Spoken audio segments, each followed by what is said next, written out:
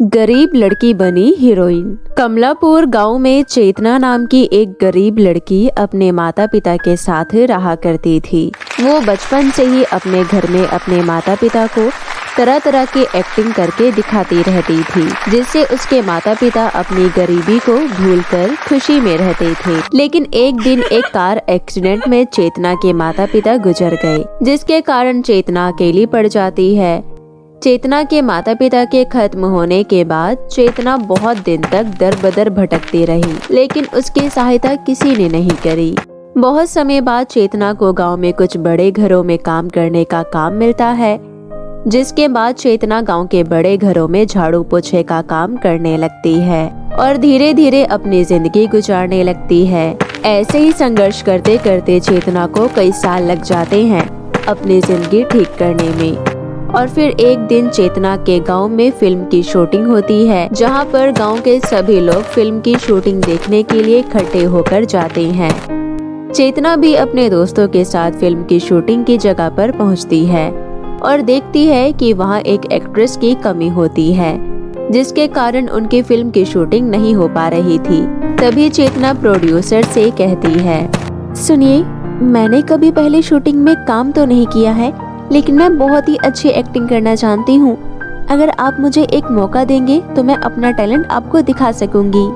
ठीक है, लेकिन हमें किसी भी प्रकार की कोई कमी नहीं चाहिए और तुम्हें मैं डायरेक्टर से मिलवा देता हूँ।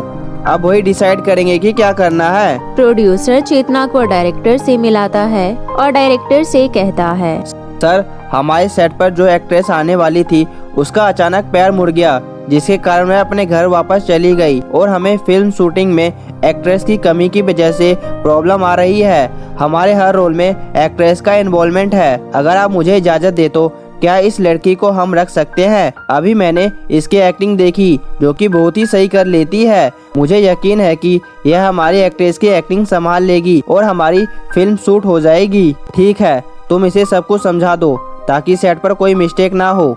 मन से उदास चेतना अपने मन में सोच रही होती है कि अगर उसको आज ये शूट करने को मिल जाता है तो उसको यहाँ से कुछ पैसे मिल जाएंगे और वो अपने घर का राशन ले आएगी। चेतना ये सब अपने मन में सोच ही रही होती है कि तभी प्रोड्यूसर आता है और उसको सारे स्क्रिप्ट समझा देता है। उसके बाद चेतना को तैयार करवाकर सेट पर ले आता है। चेतना पूरे स्क्रिप्ट बड़ी समझदारी से और ध्यान से बोलती है और उसकी एक्टिंग देख डायरेक्टर बहुत खुश होता है। प्रोड्यूसर और डायरेक्टर मिलकर डिसाइड करते हैं कि उनकी फिल्म इंडस्ट्री में अब चेतना भी काम किया करेगी। फिर थोड़ी देर बाद डायरेक्टर चेतना से कहता है, अरे वाह चेतना, तुम्हें तो हमारी एक्ट्रेस की कमी को महसूस ही नहीं होने दिया। तुम एक बहुत ही अच्छी एक्ट्रेस हो। तुम्हारी बोली हुई स्क्रिप्ट, तुम्हारे एक्सप्रेशन, आई लाइक इट। अगर हम तुम्हें अपनी फिल्म इंडस्ट्री में ले जाना चाहे तो क्या तुम हमारे साथ चलोगी? चेतना डायरेक्टर की बात सुन मन ही मन बहुत खुश होती है और डायरेक्टर से कहती है, ये आपकी बहुत बड़ी मेहरबानी होगी, क्योंकि मेरा इस दुनिया में कोई भी नहीं है और ना ही मेरे सर पर मेरे माता पिता का साया है। तो जरूर मैं आपके साथ फिल्म इंडस्ट्री में काम करूंगी, लेकिन मैं आपको ये बताना चाहती हूँ कि मैं एक गरीब लड़की हूँ। यह गरीबी भी तुम्हें अब परेशान नहीं करेगी, क्योंकि अब तुम हमारे साथ फिल्म इंडस्ट्री चल रही हो, जहां तुम्हें रहने को घर, खाने को खाना और पहनने को अच्छे अच्छे कपड़े होंगे। यह गरीबी भी तुम्हें अब परेशान नहीं करेगी, क्योंकि अब तुम हमारे साथ फिल्म इंडस्ट्री चल रही हो, जहां तुम्हें रहने को घर, खाने को खाना और अच्छे अच्छे कपड़े पहनने को होंगे। सब कुछ हमारी तरफ से तुम्हें मिलेगा। और डायरेक्टर के साथ फिल्म की शूटिंग के बाद फिल्म इंडस्ट्री चली जाती है, जहां पर उसे बहुत काम मिलता है और वो बहुत अच्छा कमाने लगती है। और फिर वो अपना रहन सहन बिल्कुल बदल देती है और एक एक्ट्रेस की जिंदगी जीने लगती है। ऐसे ही समय गुजरता है और एक दिन चेतना सीढ़ियों से फिसल जाती है और जमीन पर गिर जाती है, जिसके कारण उसके सुंदर से शरीर पर बहुत सारी चोट आ जाती है, जिसके कारण फिल्म इंडस्ट्री उसे फिल्म इंडस्ट्री से चले जाने को कहती है। चेतना, तुमने इतने दिनों बहुत अच्छे से काम किया। तुम्हारी पिक्चरों में हमें बहुत बेनिफिट हुआ, बहुत टीआरपी बढ़ी, लेकिन अब तुम्हारी बॉडी पर चोट लग गई, जिसके कारण इसके मार्क और स्पॉट नहीं जाएंगे और इसकी वजह से आप तुम्हें फिल्म इंडस्ट्री में नहीं रख पाएंगे। चेतना रोने लगती है और वो अपने गांव वापस लौट आती है। जहां उसका घर होता है वो उसी घर को अपने कमाए हुए पैसों से ठीक करती है और घर को ठीक करवाने में उसको 1 महीना लग जाता है। उसके बाद वो घर में एक कमरा एक्टिंग क्लास के लिए बनाती है और धीरे धीरे उसके यहाँ गांव के बच्चे आने लगते हैं। चेतना का काम अच्छा चलने लगता है और वो अपने घर में खुशी खुशी अपनी जिंदगी जीने लगती है। तभी एक दिन उसके घर के बाहर एक बूढ़ी औरत आती है और उससे आटा मांगती है। बेटा, मैंने बहुत दिनों से कुछ नहीं खाया है क्योंकि मेरे घर में राशन खत्म हो गया है, मुझे थोड़ा आटा दे दो। ये लो अम्मा, ये आटा ले लो और कुछ सब्जियां भी ले लो। चेतना आटा और कुछ सब्जियां बूढ़ी औरत को दे देती है और जैसे ही वो बूढ़ी औरत को सामान देती है तभी अचानक बूढ़ी औरत उसके सर पर हाथ रखकर एक जादू करती है और चेतना उस जादू से पहले जैसी हो जाती है। और ये सब देख चेतना बहुत अचंभित होती है और कहती है, धन्यवाद अम्मा जी, आपने तो मेरी प्रॉब्लम ही ठीक कर दी। मेरी बॉडी पर ये निशान होने के कारण मुझे फिल्म इंडस्ट्री से निकाल दिया गया था, जिसके कारण मैं फिर से अपने इस झोपड़ी में आकर रहने लगी। बूढ़ी औरत चेतना को वापस से उसके रंग रूप में कर देती है और चेतना धन्यवाद करती है और फिर बूढ़ी औरत वहाँ से चली जाती है। यहाँ दूसरी तरफ चेतना साउथ इंडियन फिल्म इंडस्ट्री में काम ढूंढती है और उसके टैलेंट को देख उसे तुरंत हायर कर लिया जाता है और वो साउथ इंडियन फिल्म इंडस्ट्री में काम करने लगती है। और काम मिलते ही वो बहुत मेहनत और लगन के साथ काम करती है और खूब पैसा जोड़कर चेतना वहाँ पर अपना खुद का एक घर खरीद लेती है और मन ही मन सोचती है, मैं उस बूढ़ी औरत का दिल से धन्यवाद करना चाहूंगी जिन्होंने मुझे फिर से पहले जैसा कर दिया और उनकी बदौलत आज मैं पहले से दुगना कमाने लगी हूँ। चेतना ये सब सोच ही रही होती है कि तभी वो बूढ़ी औरत चेतना के सामने आ जाती है और कहती है, तुमने मुझे याद किया, मैं तुम्हारे सामने हूँ, कहो क्या कहना चाहती हो। अम्मा, कुछ साल पहले अपने माता पिता से बिछड़ गई थी, लेकिन जिस तरीके से आपने मेरी परेशानी में सहायता करी उसके लिए आपका बहुत बहुत धन्यवाद। मुझे आपके साथ अपनापन महसूस हुआ। अगर आप बुरा न माने तो मैं आपको अपने साथ रखना चाहती हूँ, अपनी माँ की तरह। ये सब सुन वो बूढ़ी औरत खुशी से झूम उठती है और चेतना के साथ रहने के लिए उसे हाँ कर देती है। ठीक है, आज से तुम मेरी बेटी हो और हम दोनों एक साथ ही रहेंगे। चेतना बहुत खुश होती है और खुशी खुशी वो उस बूढ़ी औरत को अपनी माँ बना लेती है और चैन और सुकून से जिंदगी जीने लगती है। साथ ही उसका काम बहुत अच्छा चलता है और वो एक अमीर एक्ट्रेस बन जाती है और खुशी खुशी अपनी जिंदगी व्यतीत करती है। तो मेरे प्यारे दोस्तों, कैसी लगी आपको मेरी ये कहानी, मुझे कमेंट करके ज़रूर बताएं और इसे अपने दोस्तों के साथ भी शेयर करें। और हाँ दोस्तों, अगर आपने अब तक मेरे चैनल को सब्सक्राइब नहीं किया है तो जल्दी से नीचे लाल बटन दबाकर अभी कर ले। तो मिलती हूँ आपसे फिर किसी नई कहानी के साथ, तब तक के लिए आप अपना ध्यान रखें। बाय बाय दोस्तों। बहुत समय पहले की बात है, ढोलकपुर गांव में करिश्मा नाम की एक लड़की अपने माता पिता के साथ अपने घर में रह रही थी। करिश्मा दिल की साफ और रंग की सांवली थी। करिश्मा के माता पिता गांव के स्कूल में टीचर थे। दोनों ही स्कूल में पढ़ाते थे और उनकी बेटी करिश्मा भी उसी स्कूल में पढ़ा करती थी। स्कूल में आए सभी बच्चे बहुत अच्छी फैमिली से आया करते थे। करिश्मा उन सब के बीच में एक नॉर्मल फैमिली से थी, लेकिन सभी बच्चों के बीच करिश्मा सबसे होशियार और क्लास में फर्स्ट आने वाली लड़की थी, जिसके कारण सभी बच्चे उससे जेलस होते थे। ऐसे ही समय गुजर रहा था।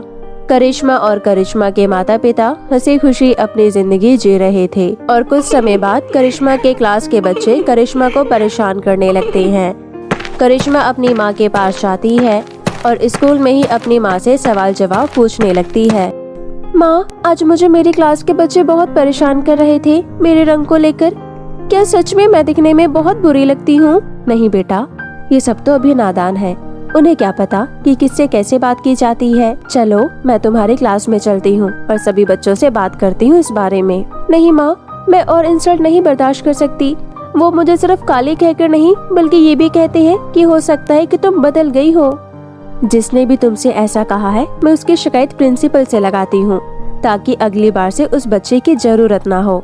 जिसने भी तुमसे ऐसा कहा है मैं उसकी शिकायत प्रिंसिपल से लगाती हूँ, ताकि आगे से वो तुम्हें परेशान ना करे।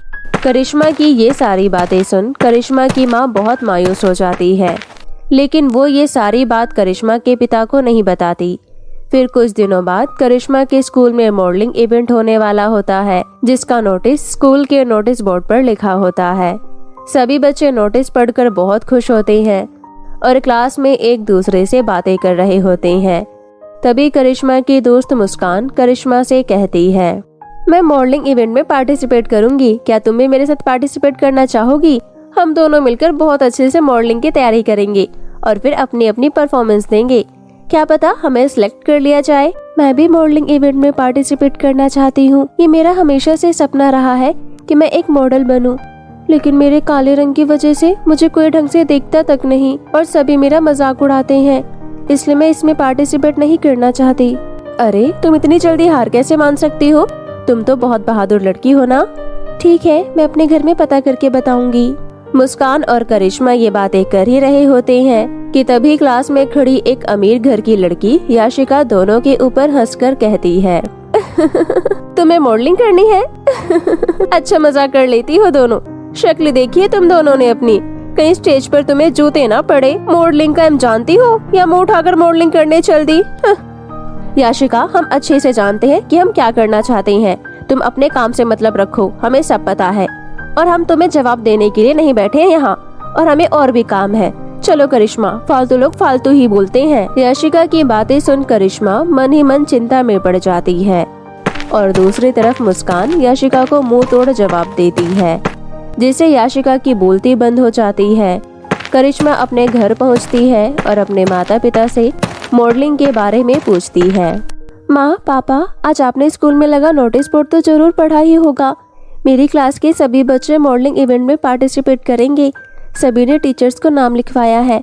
मैंने भी अपने टीचर को नाम लिखवाया है, क्योंकि मैं भी मॉडल बनना चाहती हूँ। ये तो बहुत अच्छा किया तुमने, लेकिन क्या तुमने ड्रेस सोची है कि कौन सी ड्रेस पहनोगी कंपटीशन वाले दिन? माँ, मैं सांवले रंग की हूँ। आप ही अपने हिसाब से कोई अच्छी सी ड्रेस मेरे लिए ले आना, ताकि मैं उस ड्रेस में अच्छी लग सकूं। करिश्मा की माँ करिश्मा को मॉडलिंग इवेंट में पार्टिसिपेट करता देख बहुत खुश होती है और उसको मोटिवेट करती है, क्योंकि करिश्मा की माँ को दुनिया के तानों के बारे में अच्छे से पता था, लेकिन वो अपनी बेटी को हमेशा से स्ट्रॉन्ग गर्ल बनाना चाहती थी, जो धीरे धीरे अब करिश्मा में नजर आने लगता है। करिश्मा के माता पिता बहुत खुश होते हैं और करिश्मा की माँ मार्केट से करिश्मा के लिए एक वन पीस ले आती है, जो बहुत सुंदर होता है और ब्लैक कलर का होता है। करिश्मा स्कूल से आने के बाद देखती है कि उसके कमरे में ब्लैक कलर का वन पीस रखा होता है। उसे देख करिश्मा अपनी माँ से कहती है, माँ, मैं तो पहले से ही काली हूँ और आप मेरे लिए काला वन पीस क्यों लाई है? क्या आप भी बाकी लोगों की तरह मेरा मजाक उड़ा रही हैं? नहीं बेटा, ये ब्लैक वन पीस है जो तुम पहनकर बहुत सुंदर लगोगी। तुम चिंता मत करो, तुम्हारा मेकअप मैं खुद करूँगी और मेरी बेटी फिर किसी परी से कम नहीं लगेगी।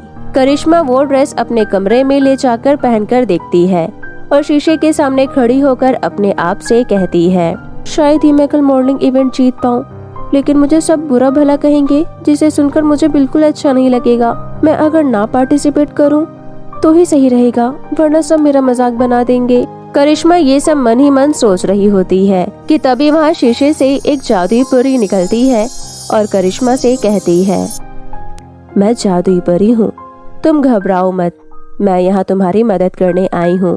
तुम दिल से बहुत अच्छी हो, अगर रंग से सांवली हो तो क्या हुआ?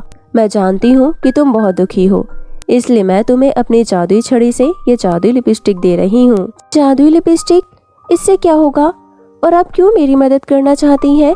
जब दुनिया में सब मेरा मजाक उड़ाते हैं तो आप क्यों मेरी मदद करना चाहती हो? दुनिया तुम्हारा मजाक उड़ाती है, इसी वजह से तो मैं आज तुम्हारे सामने आई हूँ। मैं जादुई परी हूँ, मैं जरूरतमंद लोगों की सहायता करती हूँ। अब ज्यादा सोचो मत, जल्दी से ये रख लो और ये लो ये लिपस्टिक अपनी माँ के लाए हुए मेकअप बॉक्स में रख दो, ताकि वो कल तुम्हें ये लिपस्टिक लगाए, जिससे तुम और भी सुंदर और अट्रैक्टिव दिखोगी। सभी बच्चे मॉडलिंग इवेंट की तैयारी कर रहे होते हैं और दिन गुजरते हैं और मॉडलिंग इवेंट अब नजदीक आ जाता है। सभी बच्चे अपनी अपनी ड्रेस तैयार करवा लेते हैं और अगले दिन नाइट में मॉडलिंग इवेंट होता है। मॉडलिंग इवेंट का दिन आ जाता है और सभी बच्चे मॉडलिंग इवेंट के लिए सुबह सुबह अपने घरों से तैयार होकर इवेंट में जाने के लिए निकलते हैं।